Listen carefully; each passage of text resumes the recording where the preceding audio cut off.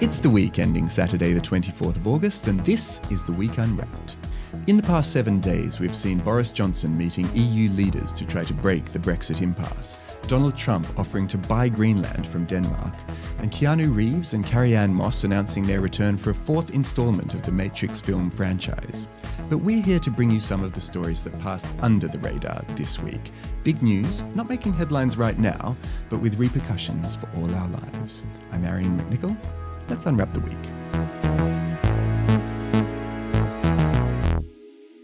And with Ollie away joining me today from the week's digital team, we have Holly Clements and Holden Frith, and from the week junior, it's Felicity Capon. But to start the show this week, it's bossman Holden. What will this week be remembered for? We learnt this week that the Danish police are serial offenders. Sure, the prosecutor said, you might have your doubts about Jay, but the call record doesn't lie.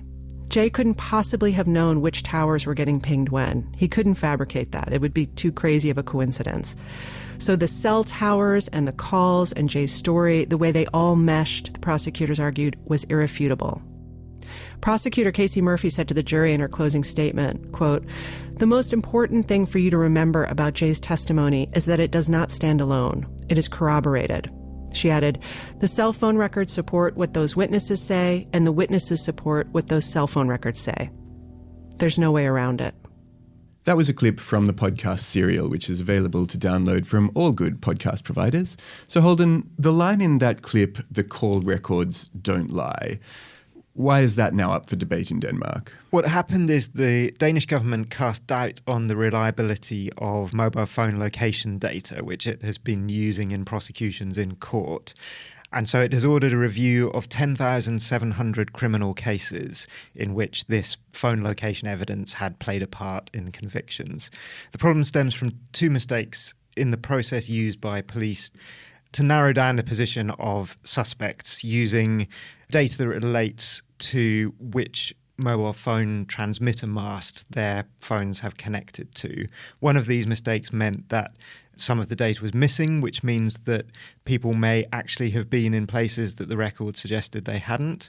The other, potentially more serious mistake meant that people were tied to the wrong phone transmitter, which means that the evidence may have suggested people were in places that they'd actually never been to. In both cases, it means that the evidence that was applied in previous convictions may have been unreliable or incorrect. That's right. And so the response is now to what? Retry potentially thousands of cases? The response to begin with is just to review these cases. I suppose they will be attempting to work out whether a retrial will be necessary. Secondly, the Danish government has asked the Public Prosecution Service to put a halt to any current case that involves this kind of evidence for at least 2 months. So, Holly, how likely is it that this same problem is going on in other countries? It might not be this exact problem, but there's definitely more people using technology in the justice system around the world. And you only have to look at the UK. The Law Society warned in June that an uncritical reliance on tech could lead to wrongful convictions. They were talking more about there's algorithms that the UK police are starting to use in assessment tools, facial recognition, which is going to be a big story at the moment. There's a court case trying to work out whether that's legal and whether it's ethical to scan people's faces when they don't know it's going on by police. So all these things that you would think would be more reliable. I think that's the problem here, is that you automatically assume that technology is infallible compared to a witness statement or your memory. And I think that's maybe where we're going wrong, is that we can't assume that anymore. Even former technologies that have ended up in court and being relied upon in criminal cases, such as, say, DNA evidence, which previously was thought of as watertight, is now coming under question.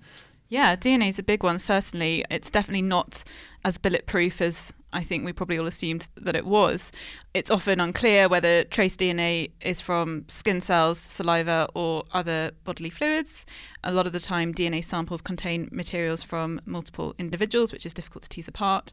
There's lots of problems with DNA, and actually there's been some serious cases that have really pivoted on this, and one in particular is the murder of Meredith Kercher in 2007. Among the evidence for that was the fact that DNA from Rafael Solicito, who was the boyfriend of Kircher's flatmate Amanda Knox, was found on the clasp of Kircher's bra. Subsequently, what emerged was that the DNA could have been transferred in the washing machine when all their clothes are being washed.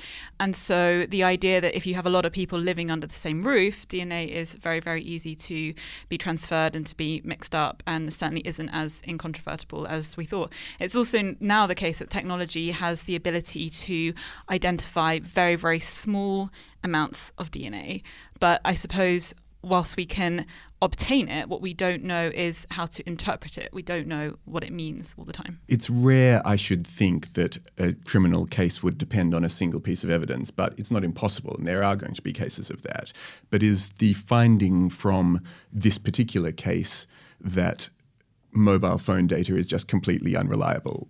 Not necessarily, no. And in fact, I think in most uses, it is very reliable, and it does provide a kind of objective guide to where people are, and it may be much more reliable even than sincerely held memories or witness statements.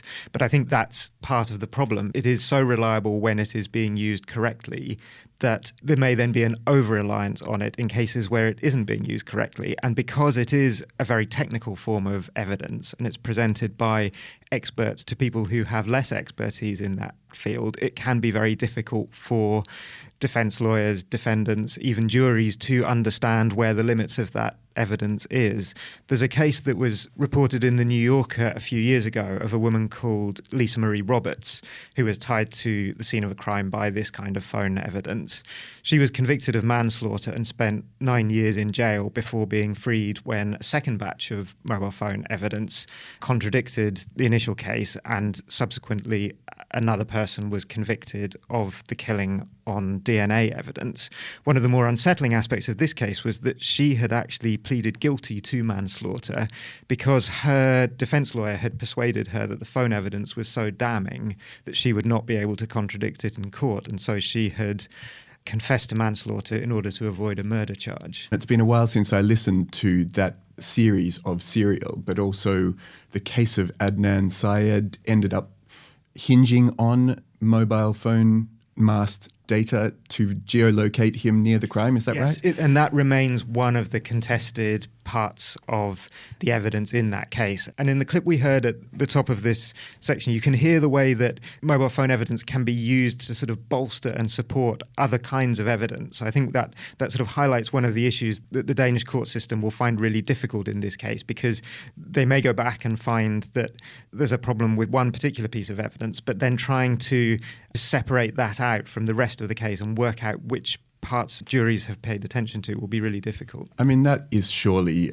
where a lot of focus now needs to be on what juries are paying attention to and what they should pay attention to, and particularly, you know, whether some forms of evidence are as compelling as people like to think they are. There's a term for this, which is the CSI effect, referring to CSI Crime Scene Investigation, the American TV program. This is the idea that juries tend to attach far more importance to forensic science than perhaps it can necessarily support, and that in turn has led prosecutors to try and push for as much technical and scientific evidence as they possibly can, and possibly to push it beyond the limits that it can bear. So is the answer to educate juries better in the significance of technology or science-based evidence? Yes, definitely.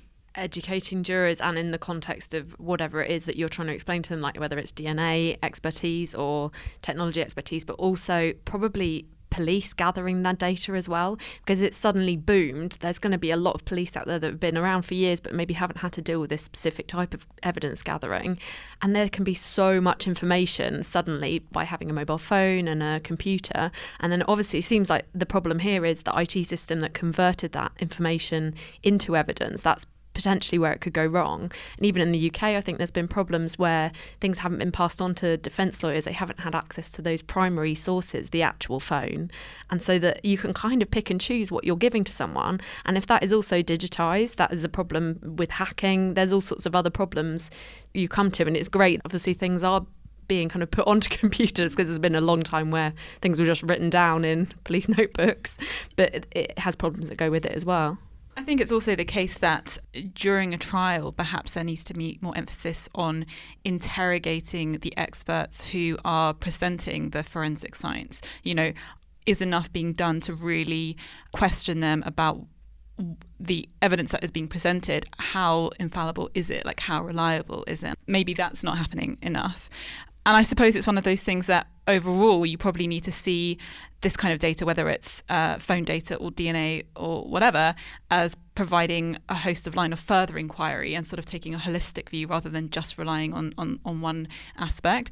But I think for juries that would be really, really hard. And I think if I was on one and someone presented DNA evidence, I'd be, that's it, case closed, let's go home. So, I mean, Holden, you've brought this to us as your story of the week. Do you imagine that this is going to be a moment where criminal prosecutors around the world think my case wasn't as bulletproof as I thought it was, and people who have been convicted are going to see an opportunity in questioning the terms of their conviction? Yeah, certainly. The Danish Justice Minister has said that this has undermined confidence in the entire system.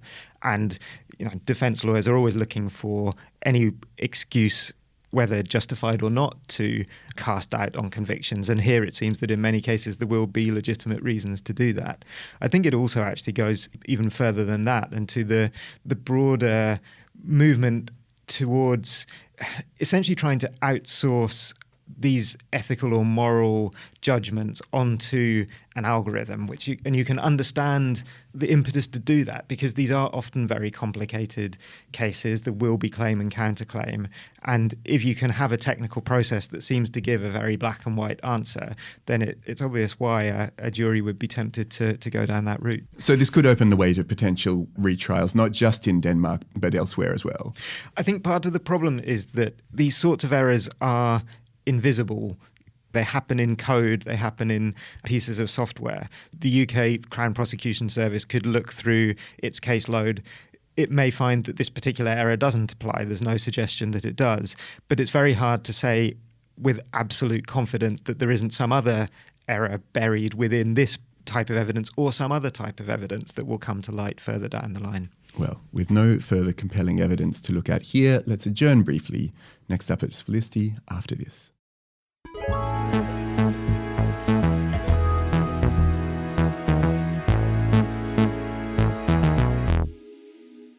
Felicity, what do you think this week should be remembered for? I think this is the week we learnt just how much is at stake in next year's US election. In America's South, some call it baby killing. We see this as the Holocaust of our nation. Alabama has passed a law to ban abortion. Other states are following suit. This is infanticide. Soon, women may be forced to carry their pregnancies, even if they've been raped. He pushed me down and choked me and raped me. If I'd had the option to terminate my pregnancy, I would have made that choice. But across the country, there's outrage. And you don't have a problem with killing a baby? I have no problem if it's in the mother's uterus. Allowing children to be ripped from their mother's womb right up until the moment of birth. That was a clip from a BBC Stories documentary called I Want to See Abortion Abolished in America, which is currently available to stream online. Felicity, why are we listening to Donald Trump talking about abortion? This week, Planned Parenthood, which is a US group advocating for the legal and political protection of reproductive rights in America, announced that they were going to withdraw from the federal family planning program called Title X, which provides birth control and other health services to women across the country. And the reason for this is that they no longer want to comply with a new rule that's been introduced under Trump's administration that forbids referrals to doctors who can perform abortions. This really can't have been an easy decision for Planned Parenthood to come to, but is it the right one? I think it absolutely has not been an easy decision for them to come to. I think this rule that's been brought in by Trump is completely anathema to everything the organisation stands for. From now on, they can't refer women to an abortion provider or suggest where to obtain an abortion. The other thing is that from Title X, Planned Parenthood receives about $60 million annually. And these funds have enabled the group to provide more than 1.5 million low-income women each year with services which aren't just abortions. It's services such as birth control, pregnancy tests, screenings for sexually transmitted diseases, breast and cervical cancer. And in fact, nearly half of the services they provide are STI tests, and 27% is contraception, only 3% is abortions. And it's going to particularly impact people from lower incomes, right? I think, that's completely accurate. Yeah, because they're the ones who benefit from the things that Planned Parenthood provides. But the withdrawal is broadly due to objections to the Trump administration's broader attacks on abortion law. Before we go any further, Felicity, I wonder if you could give us a quick primer on Roe v. Wade, which is a case that you often hear bandied around in relation to America's abortion law and how that impacts the country's laws generally. Yeah, so this week's story is very much set in the context of a much wider eroding away at a landmark piece of legislation, which is Roe v. Wade. It was a 1973 US Supreme Court case which affirmed that access to safe and legal abortion is a constitutional right. It was decided by a vote of 7-2 that governments lacked the power to prohibit abortions, and it was based on the decision that a woman's right to terminate her pregnancy comes under the freedom of personal choice in family matters as protected by the 14th Amendment. And there's been a lot. I mean, Roe v. Wade is a very controversial piece of legislation, and it has been for a long, long time.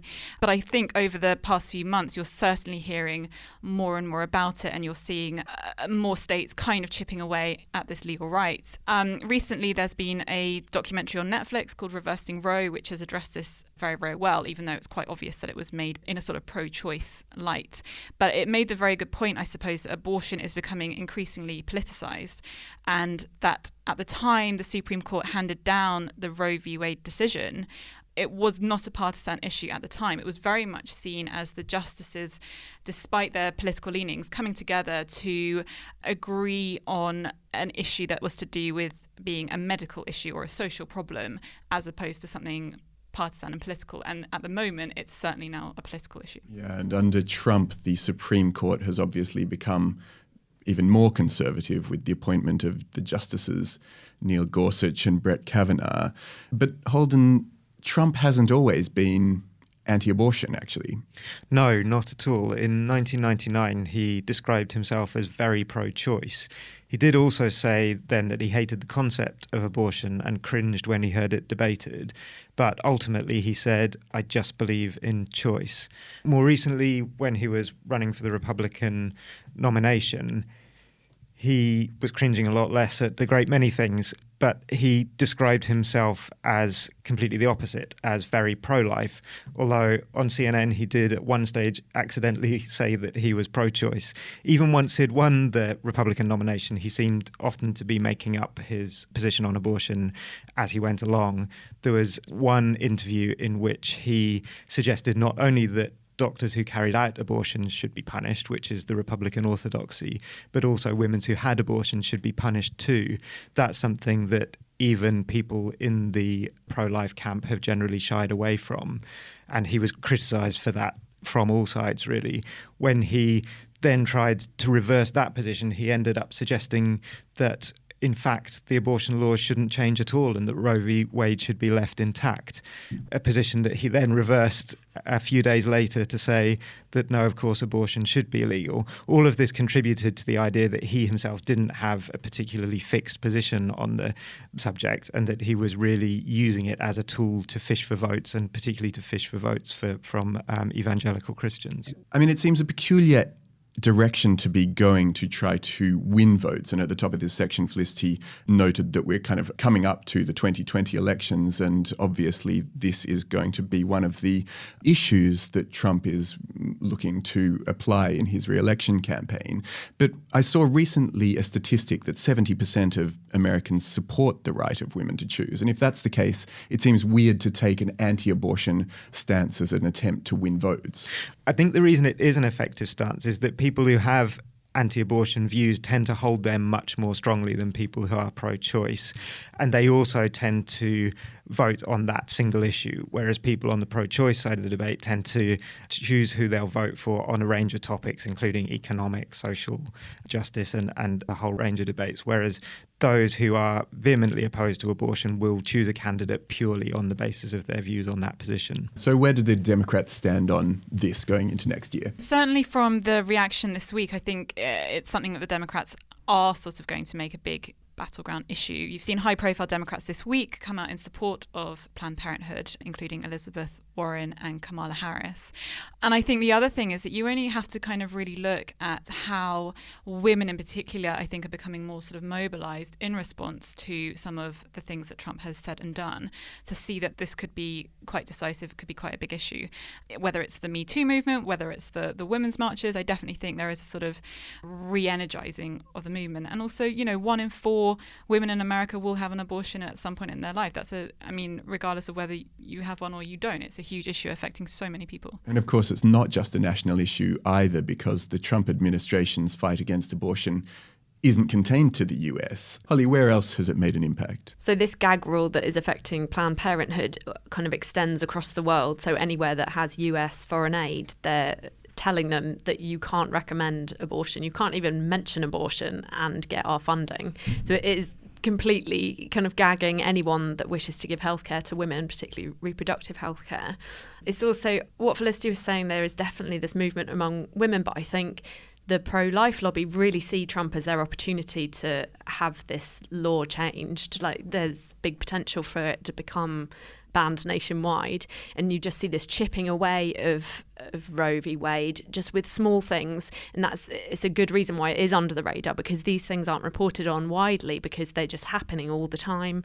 They have little regulations like having the right corridor width for a clinic, and the doctor that's performing the abortion has to have a specific agreement with the local hospital. They're just making it much harder for abortion to be accessible for women. There's not this big change in law, it's just these tiny things that are slowly making it impossible for some women in the whole state to get an abortion, so they have to travel hundreds of miles to get what they need. Yes, at the clip at the top, we heard about how Alabama has introduced very strict controls on abortion. How does that match with the national law, Roe v. Wade, and what is the conflict that is coming? I think the problem is with Alabama, for example, which made headlines back in May, is it was seen as so extreme because it basically outlawed abortion across the state. But in some ways, that's what the pro-life lobby wants to do, because the more extreme it is, the more likely it is that it will come back to the Supreme Court. And then it has the chance for Roe v. Wade to be overturned, especially with Trump's appointees like Brett Kavanaugh, who are conservative, who are pro-life. So again, Alabama did make the headlines. You're now seeing Planned Parenthood this week. As Holly was saying, it is that sort of gradual chipping away that could see Roe v. Wade seriously overturned. And that's what you anticipate, that this is heading towards that kind of a challenge? I think it could do. I chose it as my story this week because I think it chimes generally with what's going on in the country in terms of, I think the pro-life movement is becoming more re-energised, and that what's happened with Planned Parenthood is that this is seen as sort of a massive victory for anti-abortionists. So I think it's be interesting to, again, keep on watching the Democrat candidates in the run-up to next year's election. But I do think this is going to play hugely in US politics, and I certainly think Roe v. Wade is in a very precarious position right now. Okay, one last story to come after this.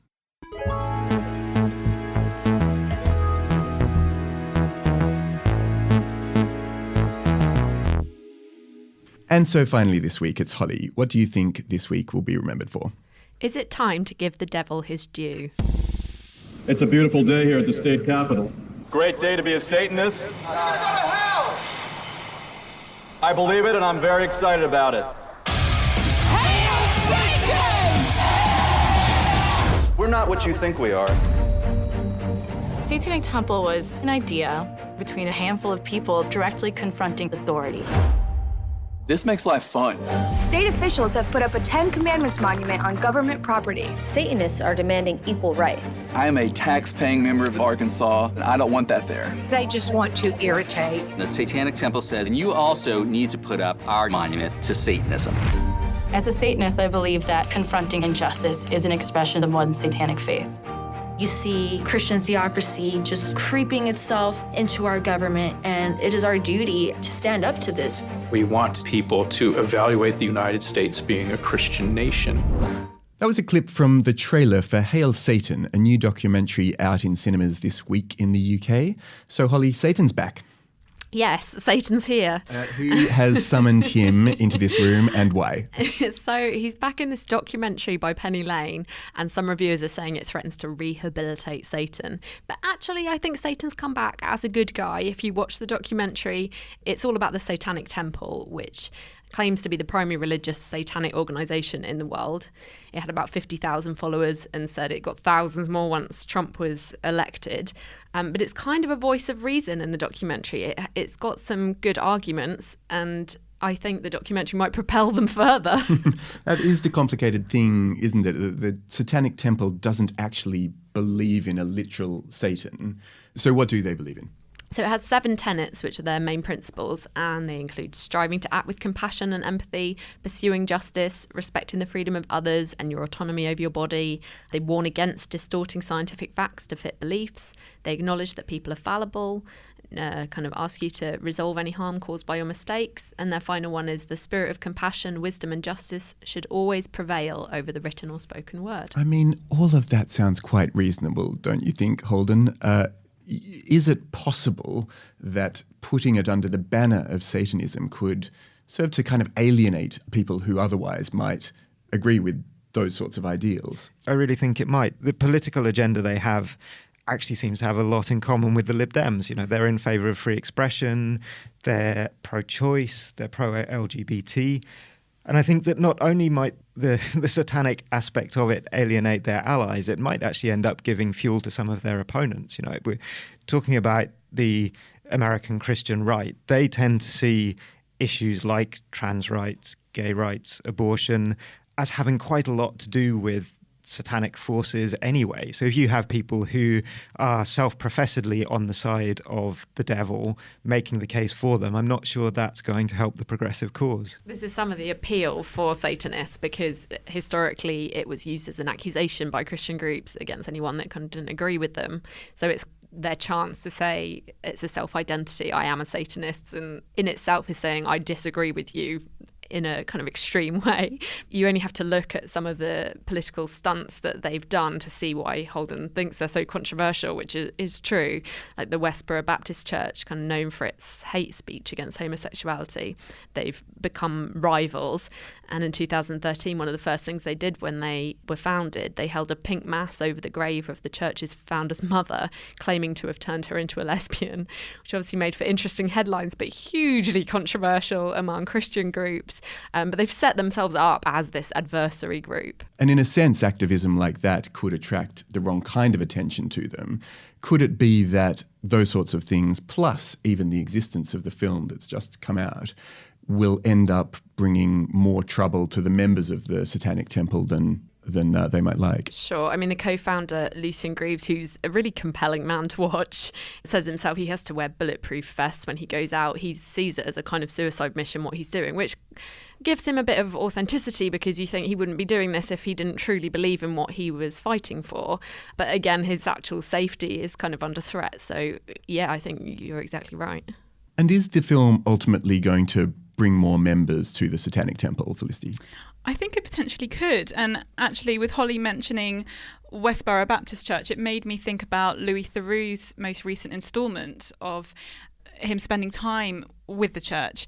And actually, in the most recent episode, it was interesting to see that the church had gained new followers based on Theroux's documentary, who saw it and thought, well, this is completely resonates with my beliefs, I better sign myself up. And you see Louis Theroux on camera, and he's kind of anguished, saying, you know, that wasn't the intention of my film at all. It was to show that these guys are kind of crazy and dangerous, and yet it's had the adverse effect that people are being signed up. So potentially with this film, that it does seem kind of humorous and lighthearted, but you might see people who want to join up and join to the cause. But I suppose the other thing it made me think is, you know, everything these days seems like it has to be so extreme.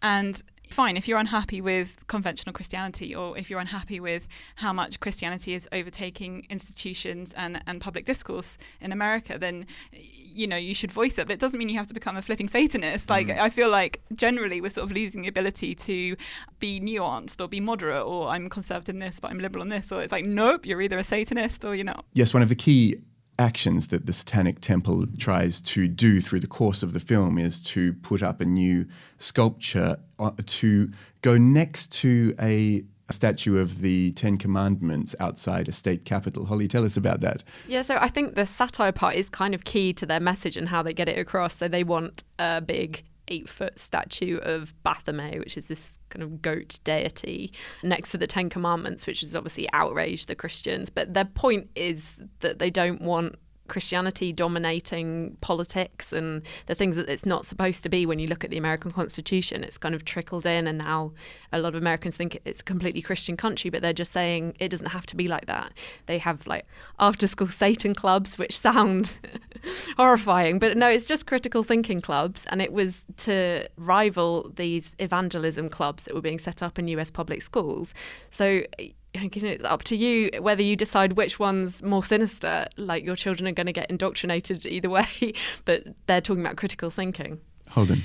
I think one of the things that makes this a really hard story to react to is that it's hard to know how seriously to take it, partly because it's hard to know how seriously they're taking themselves. And in fact, I think there's a big range of sincerity and seriousness within the Satanist community, and some are clearly just trolling and being provocative and, in a slightly irritating way, I think, just being a bit attention-seeking. Others are trying to make this satirical point about the erosion of the division between church and state in the US. I agree with Felicity that it feels very uncomfortable the way they're going about this. And I think if we want to make progress towards a situation in which the rules of society and the laws and the way we act aren't dependent on the most extreme group of adherents to a supernatural being, then it feels like just ignoring all of that may be the way to go. Yeah, so no converts in this room to Satanism, Holly? Well, I'm tempted. They do really good things like blood drives. They adopt highways to keep them tidy, using pitchforks to pick up litter. They do collecting socks for the homeless. I'm down with all those things. I don't know about the nudity and the wine all over their faces. Do you get a free pitchfork if you sign up? Maybe. Is that the thing that's going to tip you? Sorely tempted, yeah. Felicity? If I get a pitchfork and I can go around picking up litter off the streets with my pitchfork, then yeah, I'm in. You're in. Holden? If we could eject Satan from the group, then I might consider it. That's going to be tough, a tough sell for a Satanist group. And I'm definitely a convert. Hail Satan. So as a lot of us head off to complete our conversion to the dark side, that's it from this edition of The Week Unwrapped. My thanks to Holly Clements, Holden Frith and Felicity Capon. We actually have a relatively undiabolical briefing on the rise of Satanism on the website at the moment. You can find it at theweek.co.uk/unwrapped. And you can subscribe to this podcast and hear new episodes every 7 days. Just search for The Week Unwrapped on your podcast app of choice. Also, don't forget about our live show on the 5th of October. Ollie and the team will be appearing as part of the Podcast Live Politics event in central London. For tickets, go to podcastlive.com and use WEEK10, that's WEEK10, at checkout for a 10% discount on the ticket price. I've been Arian McNichol. Our music is by Tom Morby. The producer was Sarah Miles at Rethink Audio. Until we meet again to unwrap next week,